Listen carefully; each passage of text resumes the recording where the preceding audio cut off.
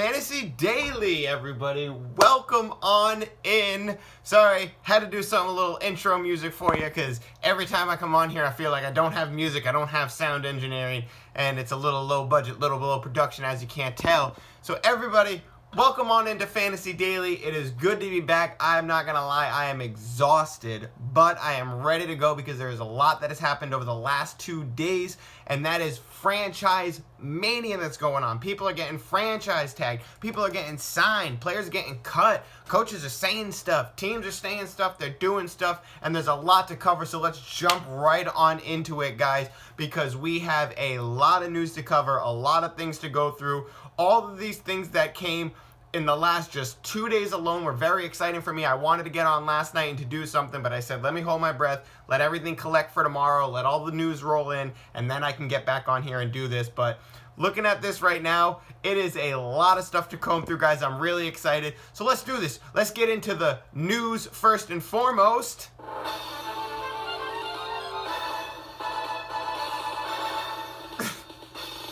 That went way longer than I expected. All right, so first and foremost on the news, guys, biggest news out there is that the NFL salary cap has been restructured. It is now $182.5 million for each team. So that is every team's salary cap throughout the year. That's what they get to play around with. If you had money left over from last year, it goes towards that. If you have money against it, it goes against that, yada, yada, yada, that whole stuff. So speaking of money against them, the Saints are actually in the negative, and they've been in the negative.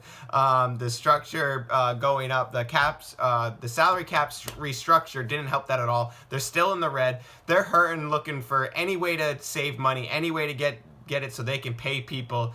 Maybe paying Taysom Hill last year wasn't the best idea at all. But the Saints are in the red. They're currently trying to get back into the green. Today they cut Malcolm Jenkins. They cut Quan Alexander. They restructured Malcolm Jenkins. They cut Quan Alexander. They released Manny Sanders. So Emmanuel Sanders is now to free agency as a wide receiver. Sadly, I think that might be the end of Emmanuel Sanders. There's a chance that's the end of Emmanuel Sanders. I hope not. But there is a chance that we don't see him again. I hope he gets picked up by a team that needs a wide receiver. I'm going to keep saying Detroit all offseason because I feel like they're the most needy and they're the ones who are going to have to go and get those low-end running wide receivers. So the Saints are trying to battle back. They're trying to get it so they can actually make some good on the season after paying way too much for too many people, and some people you shouldn't have paid last year. So the Saints are in the red. Head coach Joe Judge of the Giants today said that Evan Ingram is their guy. So this is good news for all the Evan Ingram owners in Dynasty. I had Evan Ingram for a while. I traded him away because I wasn't waiting around for it. But this is the good news that we've been waiting for with Evan Ingram. Evan Ingram is a, high caliber player. I do expect the Giants to do some good things in this offseason. I do expect the Giants to be a little bit better than they were. Obviously, when you lose somebody like Saquon Barkley, it's difficult to do everything you want to do in the game plan that you're planning on in the year. But I feel like with Daniel Jones getting another year in the system, and I feel there's a chance that Daniel Jones may not be the starter. There's that reality. I don't think. There was grumblings last year at the end of the season, but I doubt it. I think Daniel Jones will be the starter. I think they give him some wide receiver help. I think Sterling Shepard is still a stud over there. I think there's a really good chance that Juju Smith-Schuster ends up over there. That's kind of my go-to prediction for Juju and where he's going to go in free agency. So I think with Evan Ingram, they have a chance to be a really good offense over there, and they're really not far off from it. I know Daniel Jones has done some silly stuff, slipping up in the middle of the field, but he's been a decent player for them. He's been a lot better than we were expecting. We expected them to, draft a laughing stock. I expected them to draft a laughing stock at least, and it's been pretty good so far. It's not great, but it's been, pretty good from what my expectations were at the beginning.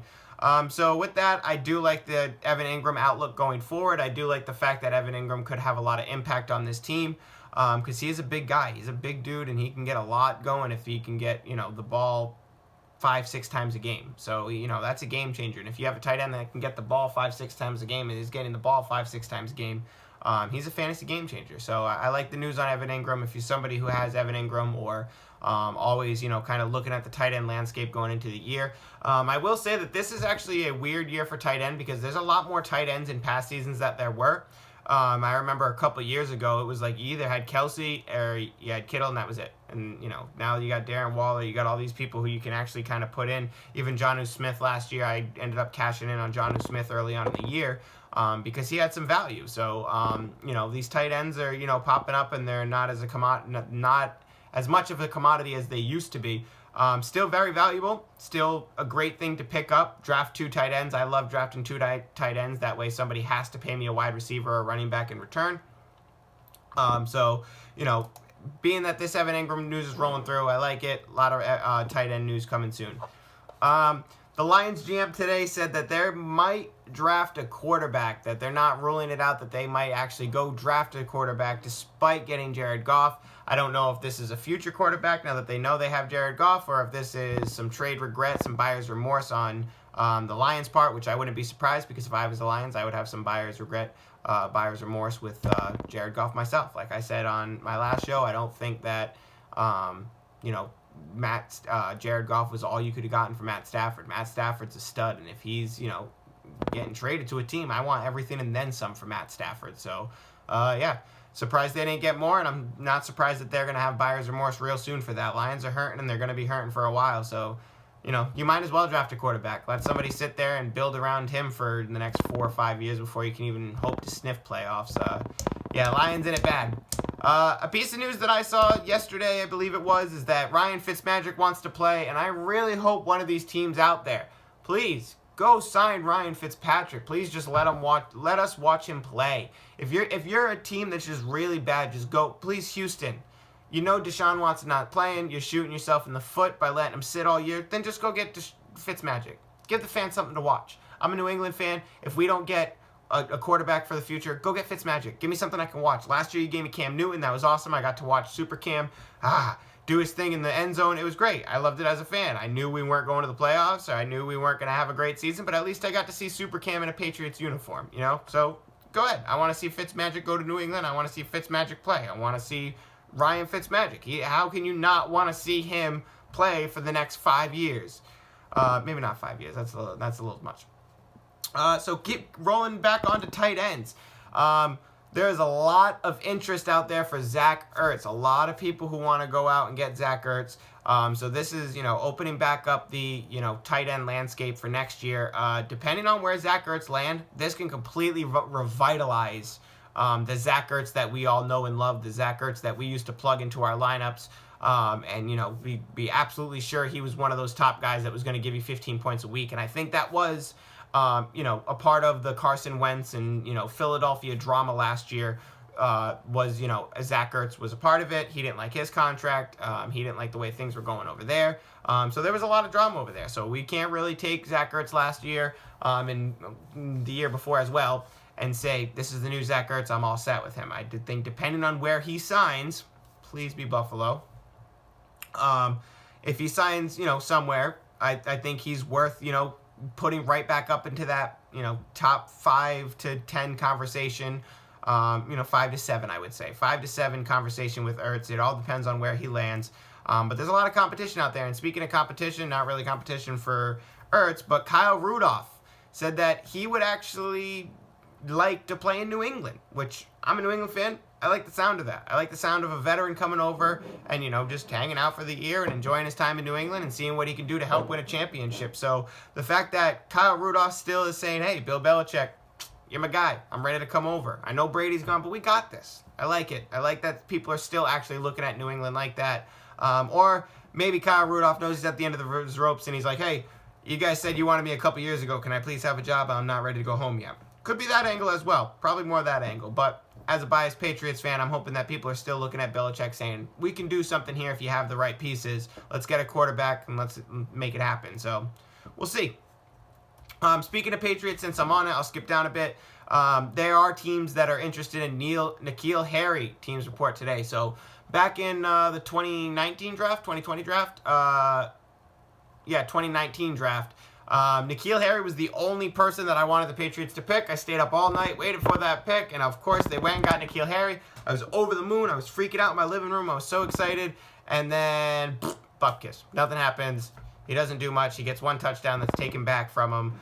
And it's just, it's a very disappointing outcome for somebody who was so high on N'Keal Harry. But with the Brady thing that was going on, everything with Cam last year, it's probably better that we get to see N'Keal go somewhere and ball out with somebody else. And I think what's nice is that whoever does get him is going to get him for very cheap, and he might have a chance to go there and ball out. Now, when it comes to Dynasty, when it comes to redraft implications, he's somebody that will end up on waiver wires at the end of draft. You get to watch the first few weeks and see what happens wherever he is, and then you get to decide to pick him up. He is not a draft guy.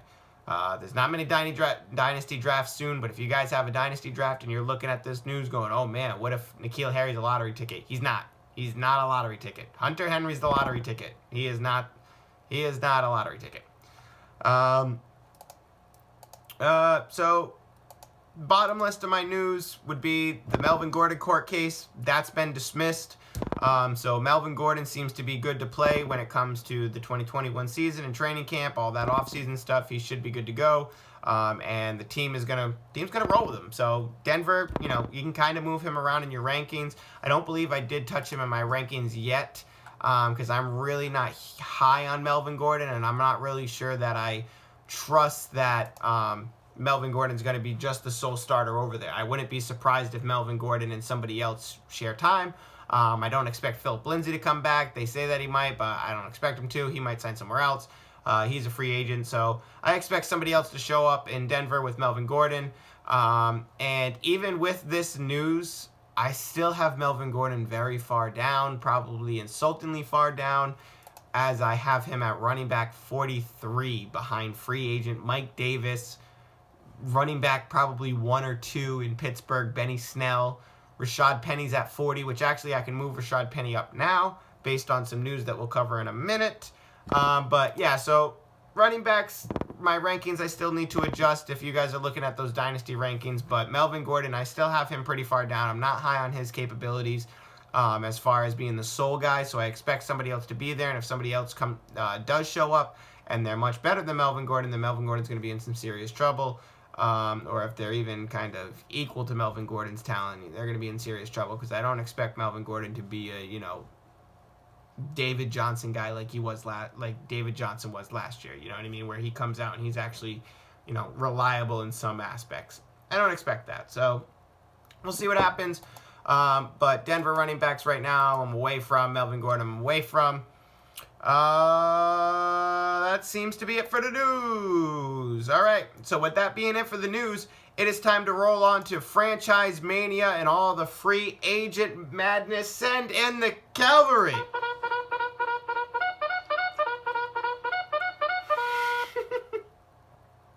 Okay, I need better soundboards. This is not as good as I thought. All right, so moving on to free agency, we're sending in the cavalry, the reinforcements to help these teams. Now, this is a golden time in offseason. This is a very fun time in offseason. One of my favorite times of years, where you get to look at all the teams that need certain things. You get to look at all the teams that are hurting really bad, and how can they rebuild it. And you get to basically watch other teams play fantasy. You get to watch NFL teams play fantasy by going, hey, I need this guy to fix this part, and that's what's going to win me a championship. That's what we do in fantasy, so it's kind of cool to see them do it in an aspect where these teams hit free agency. They're looking for money.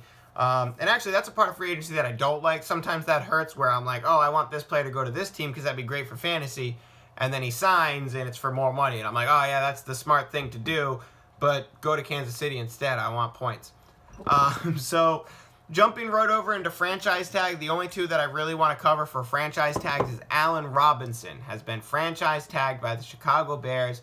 And while this is good news for probably Allen Robinson, probably for Allen Robinson owners, because you have some consistency here. You don't know exactly where he would have ended up if he went to free agency. He probably could have, went somewhere looking for a lot of money, like I just said, and then he ends up on a team where you don't like it. I really, really have a hard time believing that they're going to roll with Mitch Trubisky going into 2021. I feel like they're going to at least draft somebody or go and get somebody to compete with him at quarterback. But it's really looking right now like he's going to be the starter. And if Mitch Trubisky's the starter, I'm not happy, being an Allen Robinson manager in fantasy and dynasty. I'm still going to keep him. He's still going to be a top 10 wide receiver.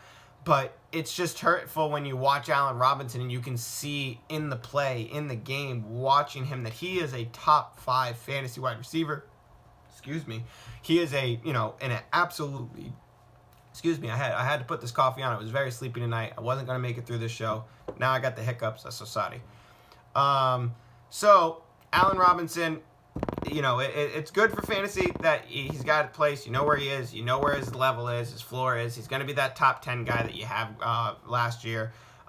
So, my big implication off of this is actually the Darnell Mooney ripple effect that comes with this. I was really hoping that Allen Robinson might take off that way. Darnell Mooney shoots up the stocks when it comes to Dynasty. I would have grabbed him everywhere I could if Allen Robinson was released into free agency, or if they didn't sign him, any stuff like that, or if they traded him.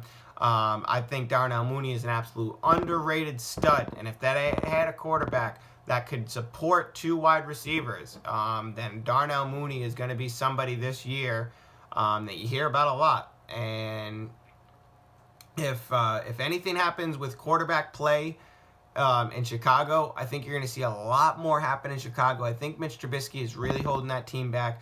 If you're a true Fantasy Daily fan and you go back, I talked about Mitch Trubisky one year. I hated him.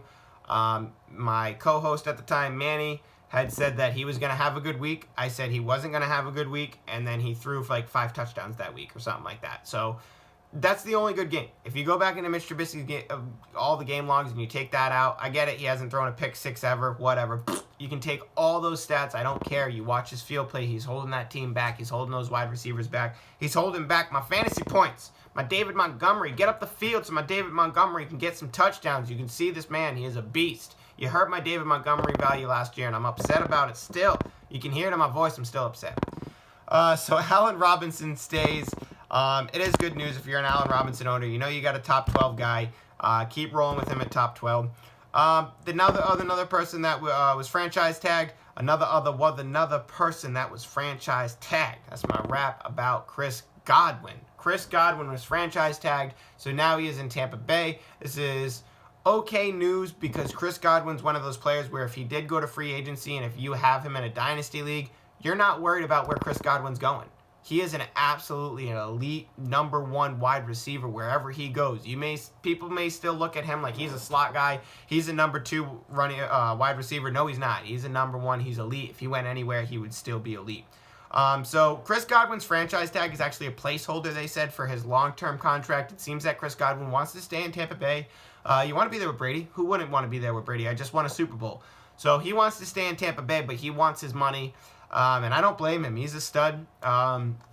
He's right next to Mike Evans, and he can stand toe-to-toe with Mike Evans when it comes to wide receiver play. I like Mike Evans a lot, but if you go into a draft and you go, Nate, I'm drafting Chris Godwin before Mike Evans, do it. I get it. I get that. You can flip a coin for either one of them for me, and that's who I would choose because Chris Godwin's that good. So I was hoping he would go somewhere else and change the dynamic somewhere, soak up a lot of targets. But that's okay. He's in Tampa Bay. He's still a great wide receiver 2 guarantee over there. You play him every week no matter what. So those are the franchise taggees. Let's jump into the long list of free agents, and before I get into the big ones, let me talk about just some of the regular ones. And actually, before I get to the free agents, if you are here and you're on YouTube, please remember to like and subscribe on your way to the description box when you're going to check out Free Agent Bingo. And if you guys don't have Free Agent Bingo yet, it is the last chance this week. You got 7 days left before free agency begins. So you got about 5 days left to get your Free Agent Bingo cards printed out, filled out with your friends. And if you don't know what Free Agent Bingo is, check it out in the description box below. On your way there, like and subscribe, please. And if you're listening to the podcast, you're going to have to shoot over to YouTube, Fantasy Daily, and check it out there. Free Agent Bingo is where we make a bingo card, 4x4 array, and you put free agent names in there and you choose where you think that these players will land. Now, if these players end up on that team, you get that square right. You mark off that square. The first person to get a bingo calls bingo, and they get to decide where they draft from. So you get to decide your draft order. Whoever gets bingo first in succession, they draft it. Now, another part of the free agent bingo that I didn't cover that is that I will put on the free agent bingo spreadsheet so you can see the rules on it is that if somebody doesn't call a bingo, it's just whoever has the most goes next. So if somebody has 5 right, they choose. Somebody has 4 right, yada, yada, yada. If somebody has 5 right and the other person has 5 right, it's whoever news got announced first, you know. So say Chris Carson news gets announced, this guy gets 5. Then the Ryan Fitzpatrick news gets announced, that gets this guy 5. Then person A would get the first selection. So, you know, it's a fun way to do it. However you guys want to bend the rules, it's more of an output to say, you know, there's a better way to just say, you know, we're going to draw straws for draft order. This is a fun way to get your mind, you know, thinking outside the box, get your league more involved during the offseason. So free agent bingo, you know, if you guys want to check it out, description box below. So let's get into it. Free agents that are out there. I'm not going to play the Calvary soundbite again because that was awful. I'll probably never do the soundboards again because that was painful. So free agency, some guys that really won't matter. Quan Alexander hit it. That doesn't matter. Dan Bailey hit it. That doesn't matter. He's a kicker who will get picked up. Quan Alexander will get picked up. Malcolm Butler, cornerback for the Patriots in the famous Super Bowl interception from Russell Wilson. He went to the Titans. Titans released him, so now Malcolm Butler's a free agent. I don't expect Malcolm Butler to go anywhere, you know, glorious. He kind of, you know, showed his true colors in Tennessee. He was a good corner, but he wasn't an elite corner. So Malcolm Butler, we might have seen the last of Malcolm Butler. But thanks for the interception, man. You'll always be a Patriot hero to me. See ya. So off to the actual implications, the people who we really want to talk about, and that is Kenny Galladay. Kenny Galladay is my biggest and number one free agent out there. Kenny Galladay is the kind of free agent that shows up and absolutely transforms a team. And we gave out, I gave out my teams that I believe that Kenny Galladay is going to end up going to. I think that, you know, first and foremost, him getting out of, trying to find my free agent bingo card here. There we go. Him getting out of Detroit was a really good thing because Matt Stafford obviously wasn't staying. So if he were to stay there, it would have been a disaster. So Kenny Galladay, I have him going to Cincinnati, Washington, or Las Vegas. I think Washington and Miami were the first two that I saw that said they were going to make pushes for Kenny Galladay, Miami being the one that's more aggressive. Which, if Tua's the quarterback over there, I think that could be really good because Kenny Galladay has some amazing reach. He has some amazing speed. He's an elite number one wide receiver. This could completely turn Tua around. If they had somebody underneath, if you have Devontae Parker there still with Kenny Galladay and somebody underneath, that's an elite offensive core. You still have Mike Gesicki over there. If they add a running back, this could be a really, really wild Miami team if Kenny Galladay ends up there. So I'm not far off on the idea that thinking Miami is going to be the one to make the push for him. And players love playing in Florida. Obviously, who wouldn't? So that's probably where you know, if I had to change my bingo card, I'm not going to change my bingo card. But if I had to pick my options, Miami would definitely be my number one pick now that they're saying they're going to make a big push for Kenny Galladay. So I would expect we can bet our money that Miami is going to be the team to pick him up. So Kenny Galladay, free agent madness. I can't believe it. You know, that's a huge game changer to me. I mean, if you guys don't really know who Kenny Galladay is, this is kind of like Allen Robinson hitting free agency, Mike Evans hitting free agency. And if you don't think he's in that tier, he definitely is, and he'll show you next year depending on where he goes. So Kenny G, he is on his way out of town. Chris Carson has also been released to free agency by the Seattle Seahawks. And this is big news in a couple different ways. Chris Carson is an elite back. Regardless if you say, oh, he was in Seattle, he was an elite back there because of Seattle. No, he was an elite back because of what he did there. And I think wherever he goes, he'll have relevance, but he'll have relevance in the sense that Melvin Gordon kind of had relevance. David Johnson kind of, you know, that kind of tier there where they move over to a different team and they're good, but they're good and they're on your team because of that name. So Chris Carson, depending on where he lands, he might be by the start of the season one of those guys that I'm telling you I would not avoid and I would not touch him. He's a trap. It's a bust. You're going to pick him up and he's going to break your heart. You're going to pick him up expecting to get what you got in Seattle and you're going to get nowhere close to it. So Chris Carson, a lot of fantasy glory over there, and that's all done. But now we might be able to see the rise of Rashard Penny. This might be the Rashard Penny, or it might be Rashad, I'm sorry. The Rashad Penny, surgeons that's coming through. I think that this is a player who needs support. This is a player who needs a number 2 role. Obviously, Rashard Penny's also already had problems with injuries.